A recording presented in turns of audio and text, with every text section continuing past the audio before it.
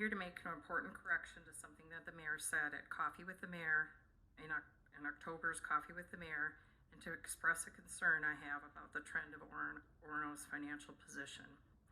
First, the correction. When asked about the millions of dollars taken from water, sewer, and stormwater to pay for Public Works building, the mayor stated, quote, "No, we didn't take, now that is completely false. Nobody took money from any fund. You are misconstruing. That is not true. Nobody is taking money from any fund," end quote. However, the June 10th council meeting, a council member asked Orono's financial director, quote, "I am looking at the transfers that were on the agenda, item 5, 6, and 7, total $3 million, and they're coming out of water, sewer, and stormwater funds. Are these considered loans that will be paid back or not?" End quote. The June 24th council meeting, a presentation by Tyler C. with Abdo, the city's auditing firm, quote, "So now we're looking at the enterprise funds.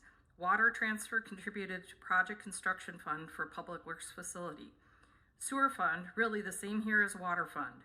Sewer transferred the project to project construction fund.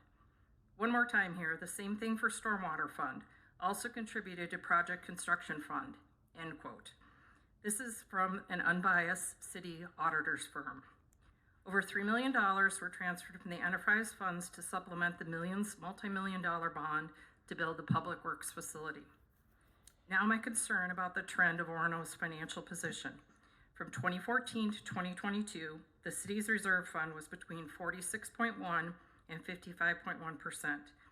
Last year, the city's reserve fund fell to 36.4%. This is even below the Orono's recently passed 40% reserve threshold. A lower percentage impacts Orono's ability to cover unforeseen circumstances and can affect our bond rating. Lastly, also concerning is Orono's outstanding bond debt. From 2017 to last year, it rose 128%. I hope this information is helpful to citizens of Orono in understanding the declining financial position of our city and will make an informed choice on November 5th. Thank you for your time. I also would like to discuss fiscal transparency tonight. I'm concerned about some expense practices and fear there's a shell game hiding specific capital expenses under the parks budget instead of allocating them directly to Orono Fire as a way to downplay spending on fire-related costs. On August 28th of this year, the parks budget approved agenda item 19, authorization to purchase a new tanker tender presented by Chief Van Nile. The agenda clearly states that this purchase could be a shared truck with Public Works and Parks. The total cost of the truck was $411,598, and the document says the purchase will be funded through the Fire Capital Fund, the Sewer Capital Fund, and the Stormwater Fund. Deep in the document, I see that the Fire Capital Fund will be allocated only $243,000 of the cost, and the remaining will go to other equipment fund.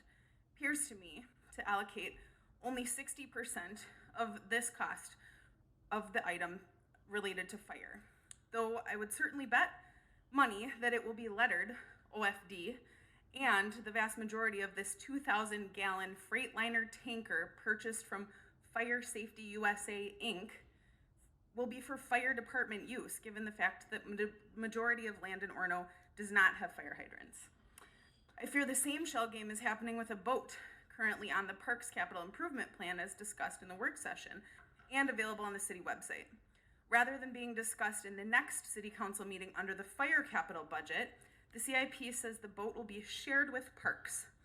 A boat was originally on the fire department capital purchase list for 2026. It's my understanding that Mound was covering our Navarre Lakeshore until then. So why are we in a hurry to buy a boat now in 2024?